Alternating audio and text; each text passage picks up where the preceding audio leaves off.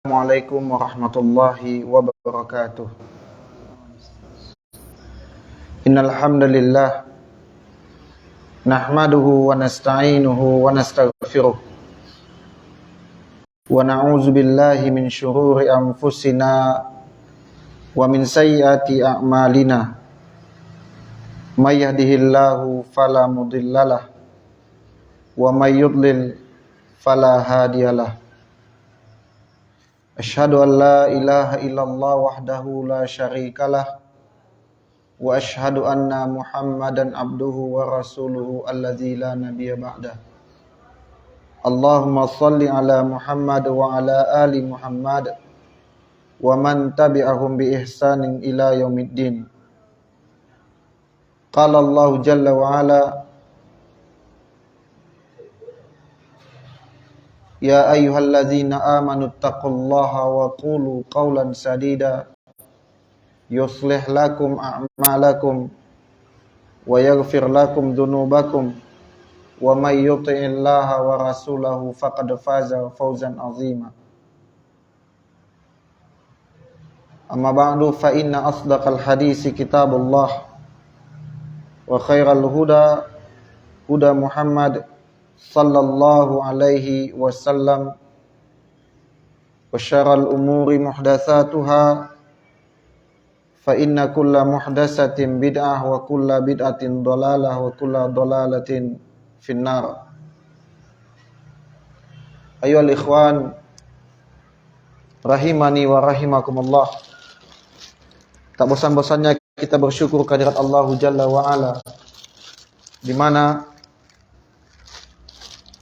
kesekian kalinya Allah Tabaraka wa Ta'ala mencurahkan kepada kita karunia-Nya, nikmat yang tidak terhingga, nikmat yang tidak bisa kita menghitung betapa besar dan banyaknya anugerah yang Allah Jalla wa Ala curahkan kepada kita, sehingga Allah pastikan kepada kita dari nikmat tersebut kita tidak akan mampu menghitung dikarenakan begitu besarnya nikmat yang Allah curahkan kepada kita.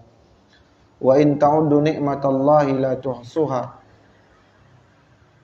Dan sekiranya kalian menghitung nikmat yang Allah telah anugerahkan kepada kalian, maka niscaya kalian tidak akan mampu dan tidak akan bisa menghitung daripadanya. Maka orang mukmin, ayyuhal ikhwah, senantiasa ketika dia banyak mengingat nikmat yang telah ia terima dan telah ia pakai, maka konsekuensi daripada itu ia akan memperbanyak lisannya untuk bersyukur kepada Allah Tabaraka wa Ta'ala. Karena sesuatu atau nikmat yang Allah berikan kepada kita kemudian mengantarkan diri kita kepada Allah dalam bentuk ketaatan, maka ini adalah sebesar-besar nikmat. Ini adalah sebesar-besar nikmat. Nikmat yang Allah berikan kepada kita, imma dia nikmat sehat, nikmat kesempurnaan fisik, mampu beraktivitas, nikmat waktu luang yang Allah berikan kepada kita, kita mampu mengoptimalkannya, kita mampu menggunakannya dengan sebaik-baiknya dalam bentuk ketaatan kepada Allah Subhanahu wa Ta'ala. Karena tidak semua orang, tidak semua muslim diberikan nikmat waktu luang, misalkan, diberikan nikmat sehat, misalkan. Dari dua nikmat sehat, dari dua nikmat yang kami sebutkan ini, mampu mereka melangkahkan kaki ke masjid untuk salat berjamaah, atau dilembutkan hati mereka untuk menghadiri majelis ilmu. Maka sangat bersyukurlah kita karena Allah Tabaraka wa Ta'ala memudahkan urusan di mana tujuan kita diciptakan itu adalah untuk ibadah kepada Allah Subhanahu wa taala. Ya, maka ini adalah nikmat. Bagaimana tidak nikmat? Kita dijadikan berada di atas di mana tujuan manusia itu diciptakan. Ya. Wa ma khalaqtul jinna wal insa illa liya'budun. Senantiasa di setiap kajian-kajian kami acap kali menyampaikan mukadimah seperti ini agar menyadarkan kita sekaligus memotivasi kita untuk mengenang, untuk mengingat hakikat bahwasanya kita ini adalah makhluk. Bahwasanya kita ini adalah abdun, hamba. Dan tidak pantas kita bersikap keilahian. Tidak pantas kita bersifat melangit. Sehingga senantiasa kita bersyukur kepada Allah. Semata-mata itu akan membuat kita merasa lebih baik dari hari ke hari. Semoga Allah Subhanahu wa taala tidak mencabut nikmat iman, nikmat menuntut ilmu agama dari hati dan dada-dada kita. Amin. Allahumma amin. Selanjutnya salawat serta salam. Allahumma salli ala Muhammad wa ala ali Muhammad. Semoga tetap tercurahkan kepada kedua kita, suri tauladan kita Nabi Muhammad sallallahu alaihi wasallam, kepada keluarga beliau, kepada istri-istri beliau, kepada sahabat-sahabat beliau, kepada para tabi'in, tabi'ut tabi'in, dan kepada mereka yang senantiasa mengikuti beliau di atas sunnah Nabi Muhammad sallallahu alaihi wa ala alihi wasallam. Ayohal ikhwan rahimani wa rahimakumullah. Sebagaimana juga yang di 2 pekan sebelumnya pada tema ittiba, kita telah mengulik sedikit, menyinggung sedikit tentang kewajiban seorang muslim agar menjadikan Rasul sallallahu alaihi wasallam sebagai jalan untuk menuju atau untuk mendapatkan ridho Allah Subhanahu wa taala. Kita telah menyebutkan bahwasanya orang yang mencari jalan ke surga dengan menyelisihi jalan Rasul, dia tidak akan pernah sampai ke surga. Orang yang mencari ridho Allah dengan tidak mengikuti jalan Rasul, maka dia tidak akan pernah mendapatkan apa-apa. Kenapa? Sebagaimana juga telah kita sebutkan, dan sini kita akan kupas sedikit atau singgung sedikit, karena sebabnya diantaranya adalah Allah ingin diibadahi dengan keinginan Allah sendiri. Oleh karena itu Allah mengutus Rasul yang Allah wahyukan kepada Nabi Muhammad salawatullahu alaihi setiap bentuk-bentuk amalia yang itu pasti mendatangkan ridho Allah. Juga telah kita sebutkan juga, bahkan para rasul tentunya termasuk Nabi kita Muhammad sallallahu alaihi wasallam adalah orang yang pertama sebelum umat beliau ingat, Rasul, bahkan Rasul sallallahu alaihi wasallam adalah orang pertama yang mesti ittiba kepada aturan-aturan Allah. Yang mesti ittiba, Sebagaimana telah kita sebutkan, dalilnya adalah Quran surah Al-An'am ayat 50 tentang Allah Jalla wa Ala memerintahkan Rasul sallallahu alaihi wasallam untuk mengatakan, qul la, katakan wahai nabiku, la aqulu lakum indi khazainullah, katakan kepada mereka, sesungguhnya aku, yakni Rasul, tidak memiliki perbendaharaan Allah, tidak memiliki ilmu Allah, ya.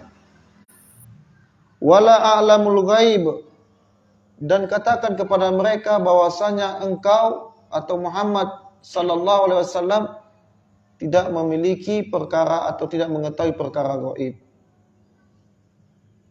Wala aqulu lakum inni malak, dan katakan juga kepada mereka juga aku bukanlah dari malaikat. Ya kan? Dari 3 ucapan ini, ya, Rasul disuruh untuk mengatakan beliau tidak mengetahui perbendaharaan Allah. Rasul tidak mengetahui perkara gaib. Ini mematahkan ucapan-ucapan paranormal atau dukun yang berkedok ustaz, yang mana mereka mengklaim mereka mengetahui perkara gaib. Dan ucapan yang ketiga ucapan adalah wala aqulu lakum inni malak. Nah, ini ada sebagian tempat, ada sebagian daerah yang di sini mungkin tidak ada, ya. Tapi kami menemukan adanya orang-orang yang mengklaim bahwasanya Rasul itu diciptakan dari nur. Sebagaimana malaikat itu diciptakan dari cahaya. Maka ucapan mereka Rasulullah itu tidak sama dengan manusia biasa. Ya. Rasul itu tidak sama dengan manusia biasa. Dia diciptakan dari nur. Sehingga ada ucapan mereka kan, anta nurun fauqa nur, engkau itu cahaya di atas cahaya. Sanjungan mereka kepada Nabi sallallahu alaihi wasallam secara hulu, secara berlebih-lebihan. Bahkan di Quran surah Al-Kahfi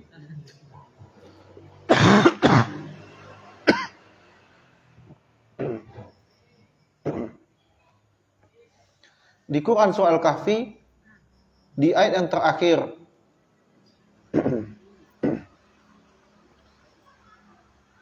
kata Allah tabaraka wa taala kepada Nabi Muhammad sallallahu alaihi, qul innama ana bashar. Ini ucapan Allah. Katakan wahai Muhammad kepada mereka, innama ana bashar, sesungguhnya aku hanyalah manusia seperti kalian. Seperti kalian. Nah, ini kembali kepada Quran soal An-An'am ayat 50 ini, ya. Menunjukkan bahwasanya Rasul itu adalah manusia seperti kita. Beliau menangis sebagaimana ketika beliau ditinggal wafat paman tercinta, ya kan, Abu Thalib, ditinggal Khadijah, ditinggal anak-anak laki-laki beliau yang wafat sebelum balik. Beliau meneteskan air mata, menunjukkan bahwasanya beliau manusia seperti kita. Hanya saja yuha ilayya, hanya saja ada wahyu.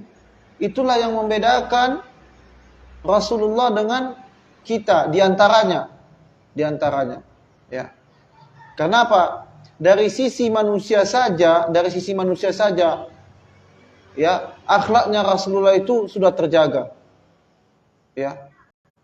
Kita tahu bagaimana Rasulullah sallallahu alaihi wasallam sebelum risalah nubuwah, beliau adalah orang yang digelari Al-Amin, dan gelar ini didapatkan beliau sebelum nubuwah, sebelum diangkat menjadi Rasul. Nah, kembali kepada pembahasan.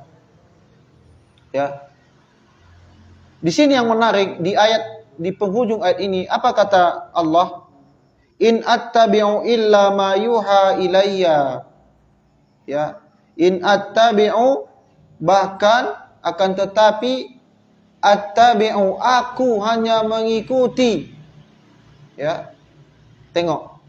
Sebelum kita ittiba kepada syariat, ittiba kepada Rasul, jauh-jauh sebelumnya para Rasul termasuk Rasul sallallahu alaihi wasallam adalah orang yang pertama ittiba.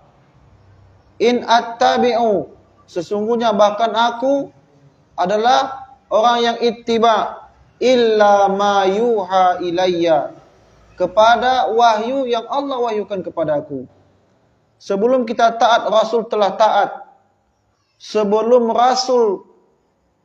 Sebelum kita telah berbuat amal soleh, Rasul pasti akan mendahului kita. Ya, kenapa?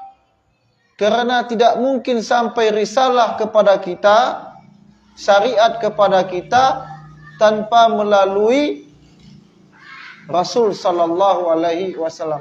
Atau adakah ya orang-orang yang mengetahui perkara syariat tanpa pintu Rasul sallallahu alaihi wasallam? Atau adakah yang mampu beramal, mendapatkan amal, oh ini amal terbaik, tapi tidak ia dapatkan dari Rasulullah? Tidak mungkin.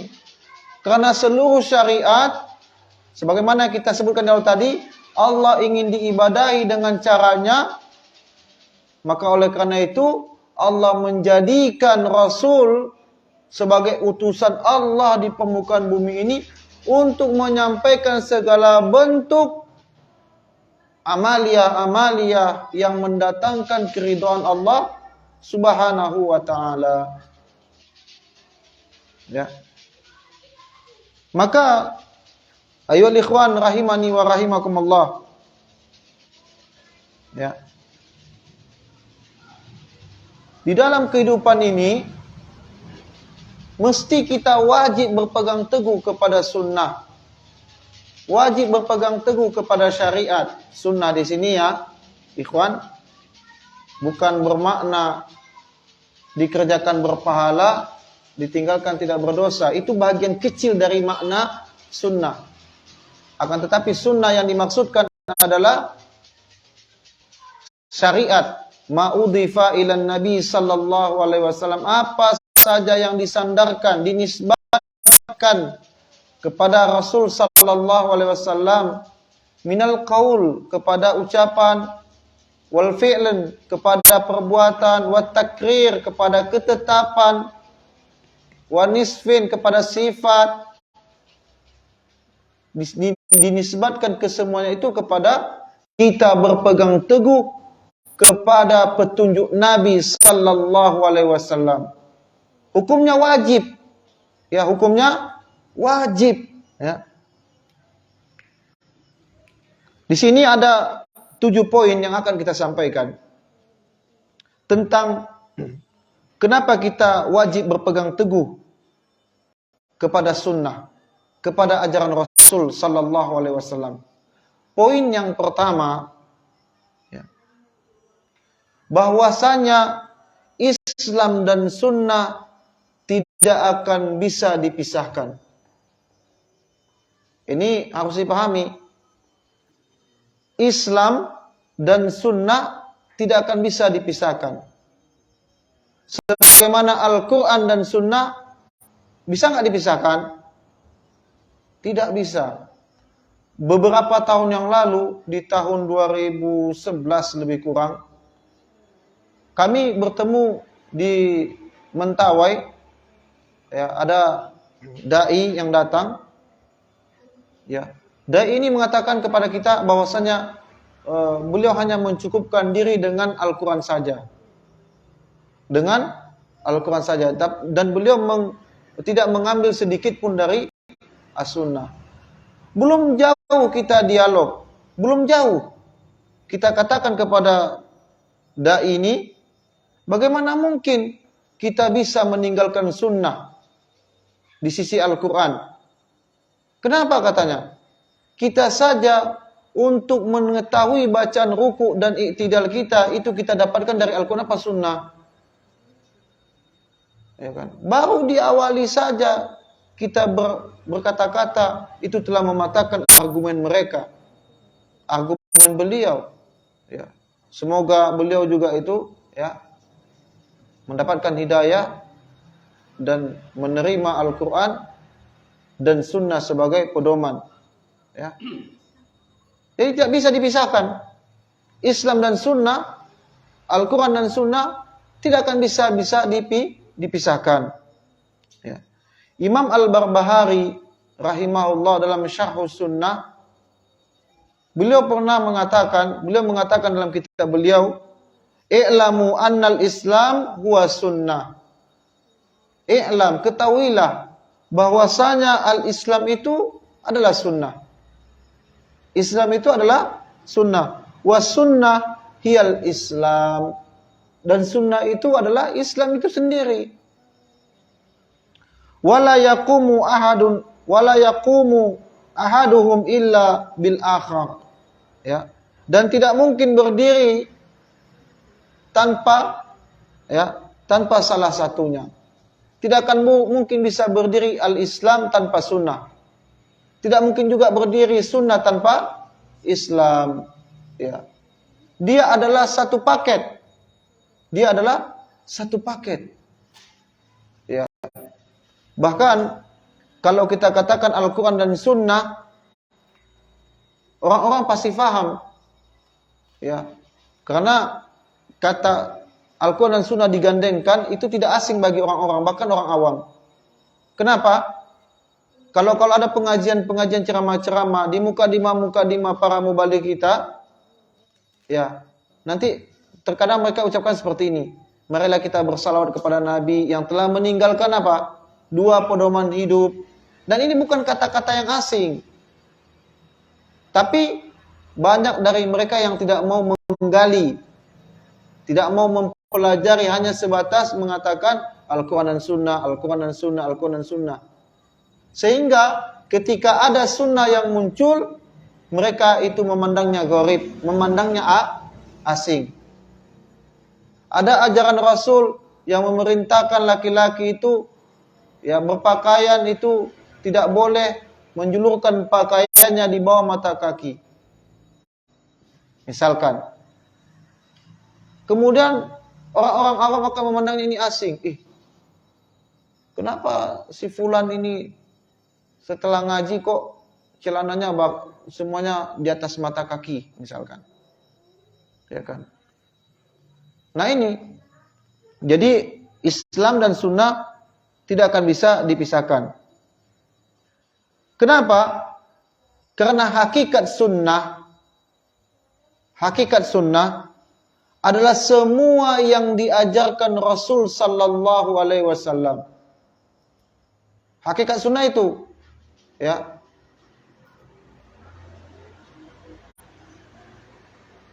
Maka ketika ada yang mengatakan saya muslim, ada yang mengatakan saya muslim nih, saya tidak butuh sunnah Nabi, ya, maka kita katakan Anda tidak akan bisa menjalankan Islam secara kamilah. Sebagaimana kita katakan tadi, bacaan ruku, bacaan duduk antara 2 sujud ada enggak dalam Al-Quran? Tidak ada. Itu didapatkan dari apa? Penjelas ini adalah berupa sunnah. Ya. Wa ma atakumur rasulu fakhuzuhu. Apa yang diberi oleh Rasul ambil. Sesuatu yang diberikan oleh Rasul itulah sunnah. Itulah sunnah. Dan seluruh syariat itu mudah untuk diamalkan. Orang yang berenak-enak terhadap syariat, berenak-enak kepada sunnah, fasanuyassiruhu lil yusra, maka akan Allah mudahkan urusannya untuk agamanya. Allah akan mudahkan urusannya dalam agamanya. Sebaliknya, orang yang berenak-enak, berlezat-lezat di dalam yang bukan ajaran Rasul, kendati ia mengeluarkan biaya yang banyak, fasanuyassiruhu lil usra, akan Allah mudahkan, akan Allah enak-enakkan dia dalam perkara yang bukan syariat Rasul, kendati itu ia mengeluarkan biaya yang tidak sedikit. Makanya nanti jangan heran, ada orang yang beramal bukan di atas petunjuk Rasul, dia mengeluarkan biaya yang banyak, tetapi ia merasa nyaman dengan amalan itu. Kenapa? Fasanuyassiruhu lil usra. Karena Allah telah jadikan yang sulit itu mudah baginya. Yang bukan sunnah itu mudah baginya. Yang bukan tuntunan Rasul, ajaran Rasul mudah baginya.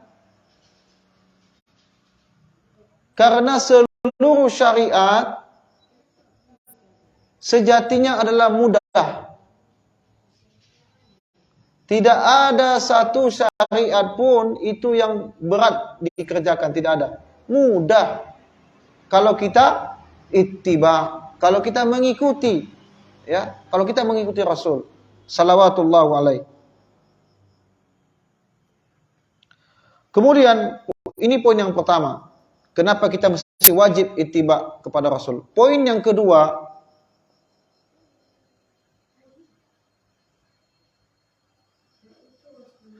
karena Allah yang menyuruh kita untuk menjadikan Rasul untuk kita ittiba.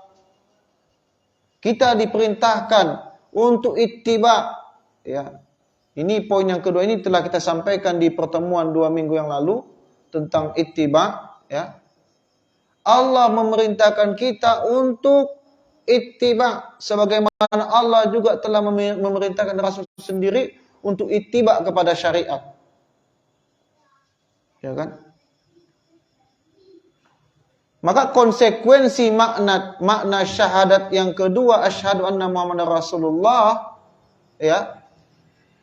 Sebagaimana kita bahas di pertemuan sebelumnya, bahwasanya ada 4 hal yang mencakup tentang makna syahadat Muhammadar Rasulullah. Di antaranya adalah yang pertama tasdiquhu fima akhbar. Apa itu tasdiquhu? Membenarkan seluruh kabar dari Rasul sallallahu alaihi. Yang kedua adalah ta'atuhu fima amar, mentaati dari setiap apa yang diperintahkan, apa yang dititahkan oleh Rasul sallallahu alaihi wasallam. Yang ketiga adalah istinabu naha anhu wa zajar, meninggalkan semua larangan yang dilarang oleh Rasul. Yang keempat adalah Allah ya'budallah illa bima syara', tidak beribadah kepada Allah ya tanpa atau tidak beribadah kepada Allah di luar dari yang disyariatkan, di luar yang dari diajarkan Rasul sallallahu alaihi. Ini makna konsekuensi syahadat asyhadu anna Muhammadar Rasulullah. Ya. Maka poin yang kedua ini adalah Allah memerintahkan kita untuk ittiba, bahkan menjadikan beliau suri tauladan. Apa kata Allah? Laqad kana lakum fi Rasulillah uswatun hasanah. Sungguh pada diri Rasul itu adalah ada padanya suri tauladan yang baik. Suri tauladan dunia ada pada diri Rasul. Ya, akhlak beliau, muamalah beliau, jual beli, bagaimana muamalah ketika jual beli kepada orang-orang beriman dan orang kufar. Suri tauladannya adalah Rasul. Apalagi suri tauladan dalam perkara yang lebih besar dari itu, perkara agama. Ya. Poin yang ketiga,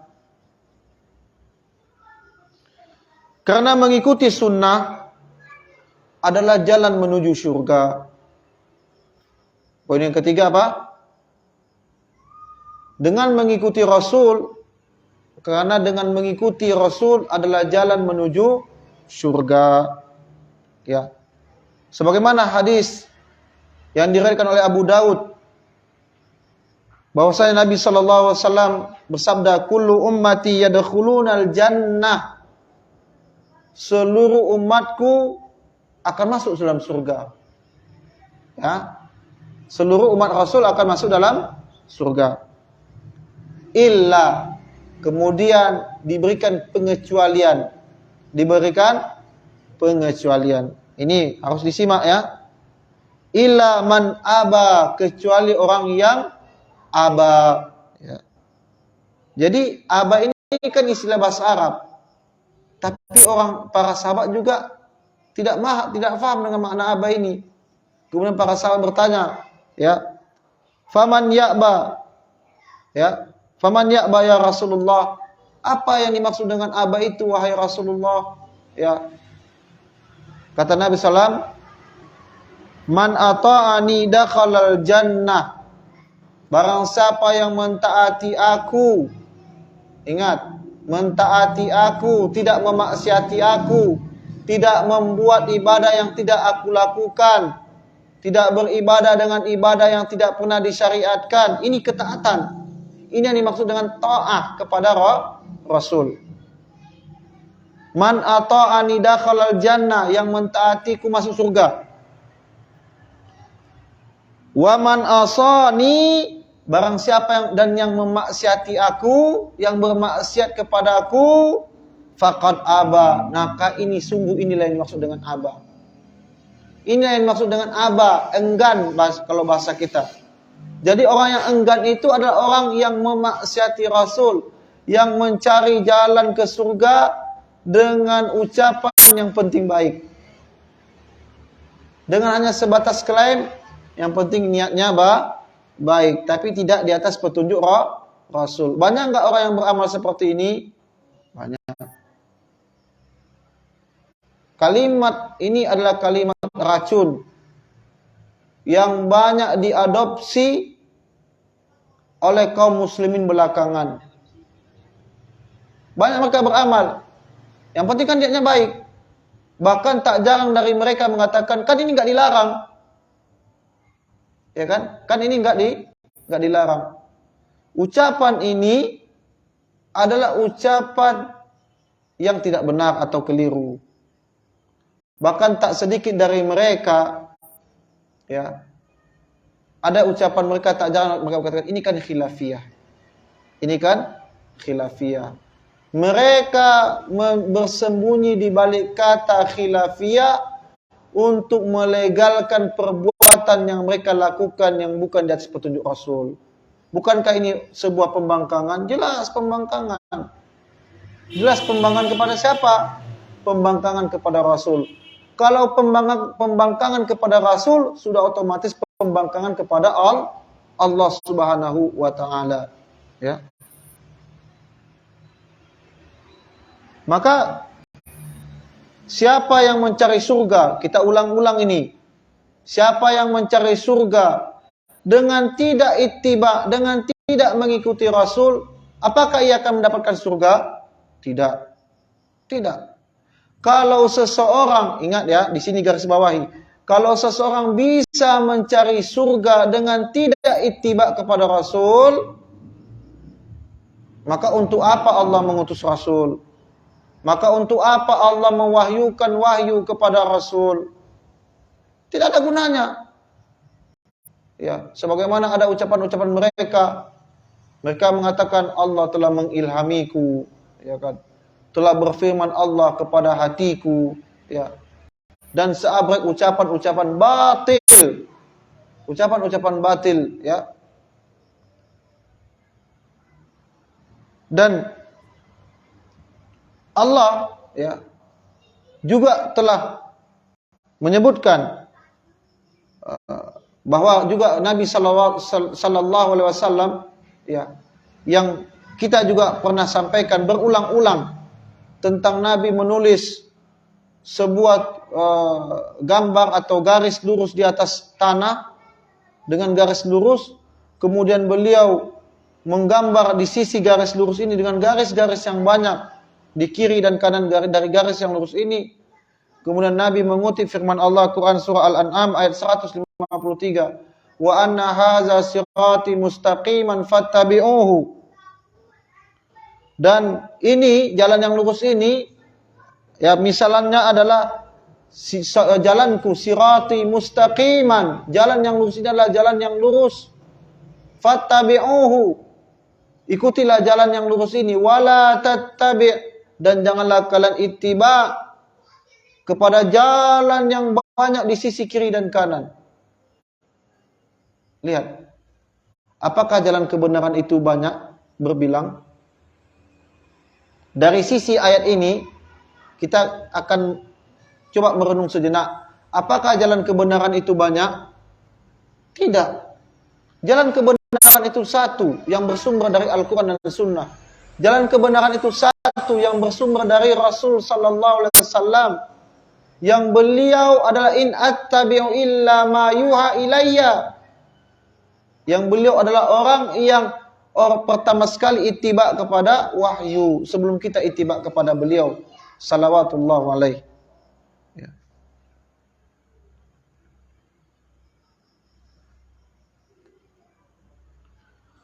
Dari ayat ini juga, dari ayat Al-An'am 153 menunjukkan kepada kita bahwasanya perpecahan itu ada.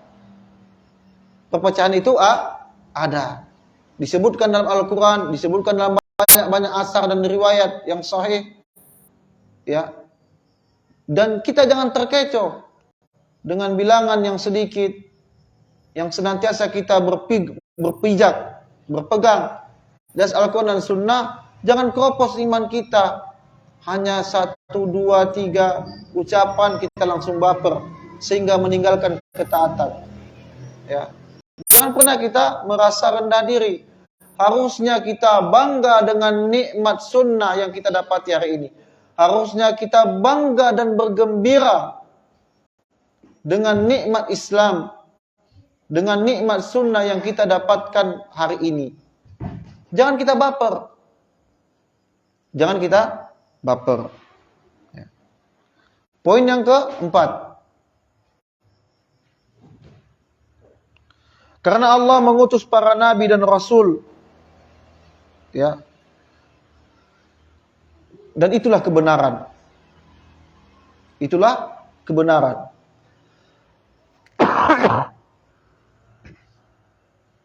Wahyu adalah kebenaran. Wahyu adalah kebenaran. Al-haq itu datang dari Allah. Sunnah Rasul adalah sesuatu yang Allah ridhoi karena berasal dari Allah. Sebagaimana kita katakan tadi, seluruh sumber-sumber syariat yang Rasul ajarkan kepada kita itu bersumber dari siapa? Dari malaikatkah? Tidak, bersumber langsung dari Allah Subhanahu wa taala. Ya. Adapun selain itu, orang yang mencari keridhaan Allah dengan beramal yang bukan petunjuk Rasul, bukanlah dari Allah Subhanahu wa taala, bukanlah dari wahyu. Ya. Jadi sunnah Rasul itu bukan berasal dari buah pikiran, ya. Bukan berasal dari dugaan, akal buatan Nabi, tidak, ya. Tapi dari wahyu yang tidak mungkin salah, ya. Sebagaimana Allah Subhanahu wa taala menyebutkan ucapan Rasul di Quran surah An-Najm, ya. Wa ma yantiqu 'anil hawa in huwa illa wahyu yuha. Quran surah An-Najm ayat 3 dan 4. Dan tidaklah Muhammad itu berkata-kata dengan hawa nafsunya, melainkan ada wahyu yang Allah wahyukan kepada beliau salawatullahu alaihi. Dan bukan hanya itu, penjagaan Allah juga kepada Al-Quran dan Sunnah. Inna nahnu nazzalna zikra wa inna lahu lahafizun. Sesungguhnya kami yang menurunkan Al-Quran, ya, dan kami juga yang menjaganya. Allah yang menurunkan Al-Quran beserta penjelasnya. Penjelas adalah As-Sunnah, ya, dan Allah juga yang akan menjaga itu semua.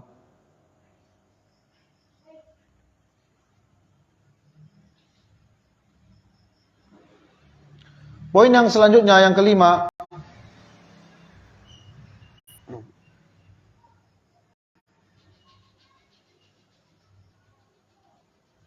bahwasanya orang yang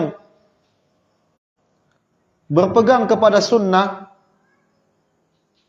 ia akan mendapatkan jaminan dari Allah Subhanahu wa taala. Ya. Ia tidak akan pernah sesat selama-lamanya. Orang yang berpegang kepada sunnah, berpegang kepada tali Allah, dia tidak akan tersesat selama-lamanya. Tidak akan bercerai-berai. Tidak akan berpisah.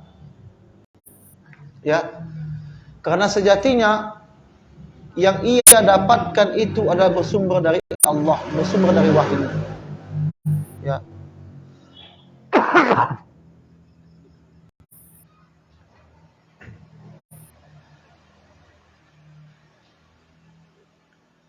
Hadis yang sahih dari Nabi sallallahu alaihi, hadis yang sangat familiar, hadis yang diriwayatkan Imam Ahmad, taraktu fikum al-amrain, aku tinggalkan kepada kalian dua perkara,